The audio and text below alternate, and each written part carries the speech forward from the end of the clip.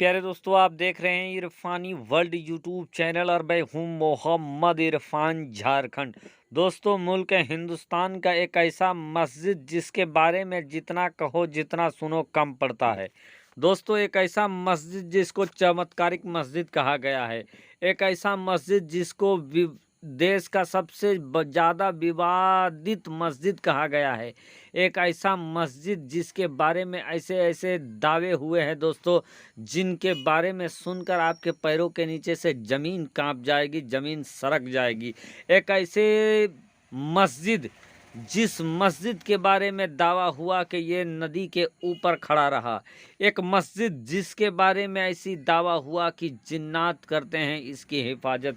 एक मस्जिद जिसके ऊपर ऐसा दावा हुआ कि इस मस्जिद के एतराफ़ में, इस मस्जिद के चारों तरफ जिन्नातों का डेरा है, बसेरा है। तो दोस्तों, इसी तरीके की अनसुनी चटपटी बाबरी मस्जिद से जुड़ी सनसनीखेज, रोंगटे खड़े कर देने वाले कुछ बयान, कुछ वाक्य, कुछ दावे, कुछ सच्चाई, कुछ हकीकत, कुछ अफसाना आपके सामने रखें।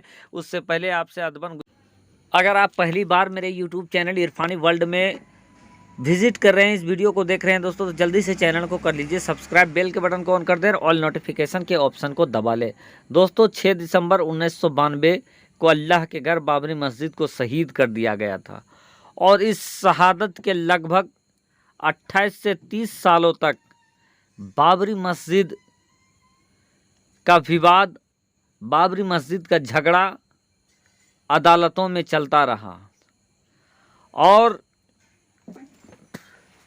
एक लंबे खींचतान के बाद भारत के सुप्रीम कोर्ट ने यह फैसला सुनाया कि जहां पर अल्लाह का घर बाबरी मस्जिद मौजूद है, उस जगह को गैर मुस्लिमों के हवाले कर दिया जाए और मुसलमानों को अलग से धन्नीपुर, जो कि अयोध्या से लगभग 25-30 किलोमीटर की दूरी पर है, वहां पर 5 एकड़ ज़मीन दे दिया गया, जहां पर उनको अपने धार्मिक स्थल का निर्माण करने के लिए वो ज़मीन दिया गया कोर्ट के जानिब से। बहरकैफ दोस्तों, उसके बाद जब निर्णय आ गया, निर्णय के बाद ऐसे दावे सोशल मीडिया में लगातार आने लगे कि बाबरी मस्जिद में काम करने गए मशीनों के साथ खराबी आ गई, बाबरी मस्जिद के अंदर जिन का साया है। दोस्तों, हकीकत क्या है, फसाना क्या है, अल्लाह और अल्लाह के रसूल बेहतर जानते हैं। लेकिन दोस्तों, यकीनन बाबरी मस्जिद के फैसला आने के बाद भी जिस तरीके के चीज़ निकलकर सामने आए अयोध्या से, बाबरी मस्जिद की उस शहादत, जहां पर बाबरी मस्जिद की शहादत हुई और उस जगह पर जहां पर मंदिर का निर्माण हो रहा था, और उन जगह से जैसी जैसी खबरें निकलकर सामने आई दोस्तों, उसको सुनने के बाद यकीनन इंसान यही कहेगा कि ये चमत्कार है या तो कोई जिन है जो ही ऐसा कर सकता है, वरना ये संभव हो नहीं सकता है। ये संभव इसलिए नहीं हो सकता है कि जहां 493 सालों तक एक अल्लाह का घर बाबरी मस्जिद कायम रहा, जहां बहुत ही इत्मीनान के साथ ये अल्लाह का घर बाबरी मस्जिद जो इतना बड़ा होने के बावजूद जो 493 साल कायम रहा, उसी ज़मीन पर जब 12 पिलर गाड़े गए तो वो 12 मिनट भी खड़ा नहीं रह सका, बल्कि वो 12 पिलर 5 से 6 इंची तक ज़मीन में धंस गए। ये कैसे मुमकिन हो सकता है? इंसान हैरत में पड़ जाता है कि जहां 400 सालों तक, 493 सालों तक जहां पर मस्जिद खड़ा रहा और जरा सा भी हिला नहीं, डोला नहीं, दरार भी नहीं आया, उसी जमीन पर 12 पिलर मंदिर के नाम पर गाड़े गए, तो वो पिलर क्यों जमीन के अंदर धंस गए? क्या बात है, क्या सबब है?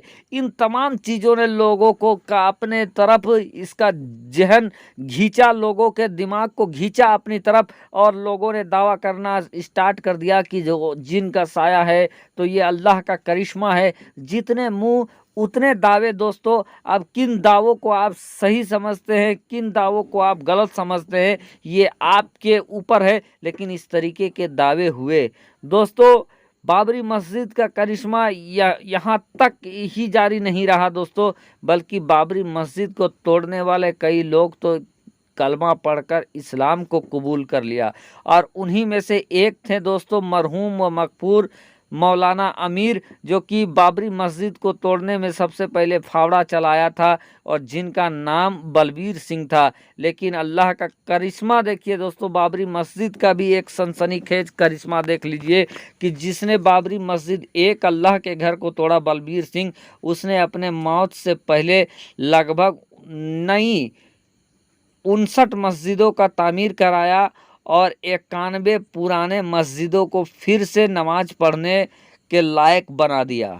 तो ये भी अल्लाह का बहुत बड़ा करिश्मा है दोस्तों। तमाम टेक्नोलॉजी के बावजूद भी एक लंबे वक्त तक बाबरी मस्जिद की ज़मीन पर कोई काम आगे नहीं बढ़ पा रहा था।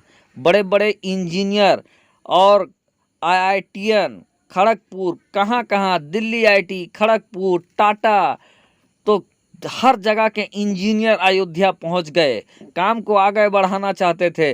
लेकिन एक से एक ऐसी संकट और प्राकृतिक संकट आता जा रहा था जिसका समाधान किसी के पास नहीं था। सब लोग हैरान थे। और दोस्तों जैसे तैसे इस समय काम कहाँ तक बढ़ा है, निर्माण कहाँ तक हुआ है, अभी भी लोगों को उतना खबर नहीं है दोस्तों।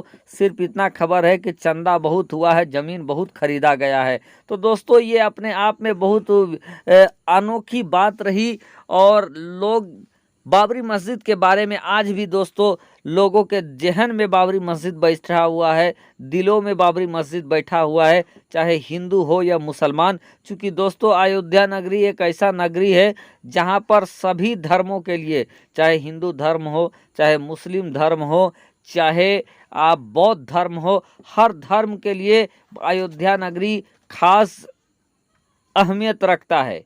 अयोध्या नगरी में सिर्फ बाबरी मस्जिद ही मौजूद नहीं है दोस्तों, बल्कि अयोध्या नगरी में अल्लाह के वली का दरबार भी मौजूद है। बौद्धों के लिए उनका एक महत्वपूर्ण स्थान भी मौजूद है। और सनातन धर्म हिंदुओं के लिए तो आप जानते ही हैं, उनका दावा है कि मर्यादा पुरुषोत्तम श्री राम का जन्म ही वहाँ हुआ था। तो ये अयोध्या नगरी ऐसा है दोस्तों जहाँ हर धर्म, हर जाति के लोग के लिए कुछ ना कुछ और ख़ास वहाँ पर मौजूद है। और इन्हीं खास जगहों पर दोस्तों जिन का भी दावा होता रहा, करिश्मा का भी दावा होता रहा, चमत्कार का भी दावा होता रहा। और भारत में सबसे ज़्यादा टूट का अगर कोई काम भी हुआ तो वो बाबरी मस्जिद को तोड़ना, और वो अयोध्या नगरी में ही हुआ दोस्तों।